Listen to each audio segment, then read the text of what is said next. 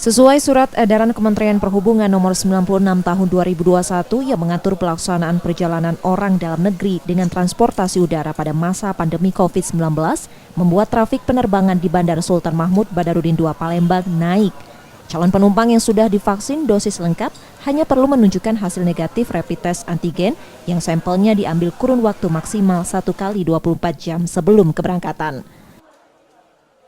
Sementara penumpang yang baru divaksin dosis pertama wajib menunjukkan hasil negatif tes PCR dalam kurun waktu maksimal 3 kali 24 jam sebelum keberangkatan. Sejak pemberlakuan aturan tersebut pada 3 November, penumpang di Bandara SMB 2 naik sekitar 31%. Dalam sehari, rata-rata kini bandara melayani 4.000 penumpang serta 42 penerbangan kedatangan dan keberangkatan. Rata-rata untuk penumpang itu ada peningkatan setelah pemberlakuan SE terbaru itu ada sekitar 31%. Kemudian untuk pesawat traffic itu ada sekitar 34% peningkatan untuk 1 minggu sebelum ketika dilakukan di 3 November ya, 1 minggu setelahnya kita monitor ada peningkatan persentase seperti itu. Betul, cukup signifikan peningkatan frekuensi baik penumpang maupun juga traffic aircraft.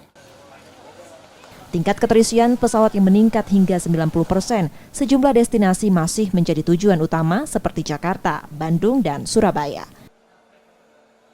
Rizky Nurmizan, Kompas TV, Palembang, Sumatera Selatan.